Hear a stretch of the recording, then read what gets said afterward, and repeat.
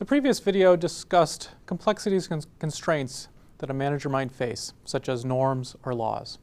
A situation that many managers might find complex is managing in a unionized environment, managing employees who are represented by a union. Unions go by many different names.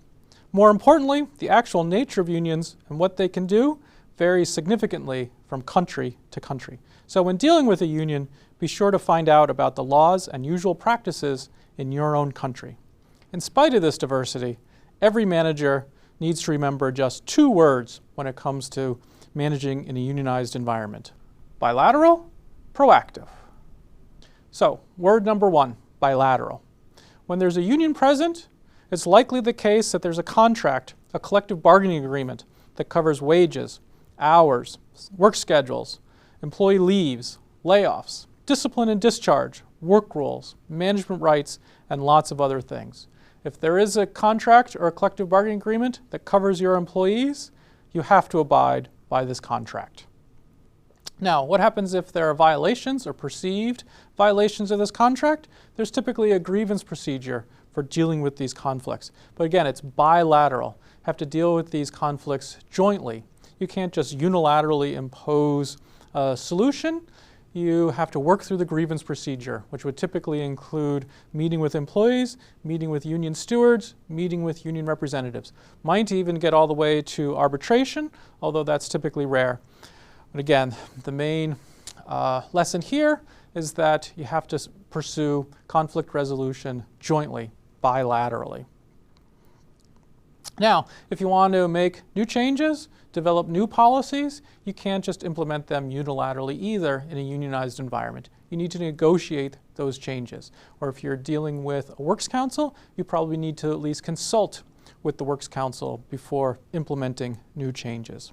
So when employees are represented by a union or a works council, say goodbye to being a unilateral manager. You must be bilateral. However, there's many types of bilateral relationships. There's cooperative relationships, competitive relationships, adversarial relationships, even downright hostile relationships. And this brings us to word number two. And that is proactive. Managers in unionized workplaces or in a workplace with a works council need to be proactive.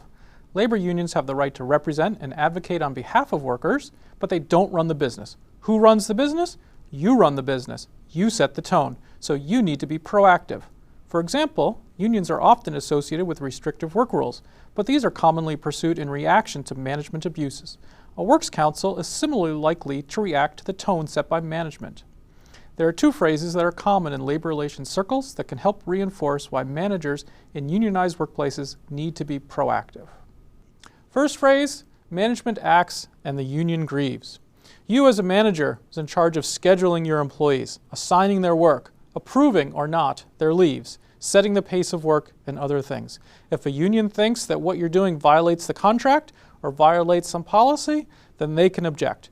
But it's your job to manage and to manage first. The second phrase that's common in labor relations circles is companies get the union they deserve. Again, you as a manager set the tone. If you are adversarial and aggressive, then unions will likely be confrontational and resistant in return. On the other hand, if you as a manager are collaborative and respectful, unions will likely also be collaborative and respectful. So in conclusion, in a unionized workplace, you need to respect employee voice and the bilateral nature of the relationship with unions. Or in workplaces with works councils, you also need to respect the bilateral nature of the relationship with those works councils. And this includes abiding by any collective bargaining agreements or contracts that might apply to your workers, as well as following any required bargaining or consultation procedures. And remember, you need to be proactive because you set the tone for the relationship. Is the relationship going to be adversarial or is it going to be collaborative?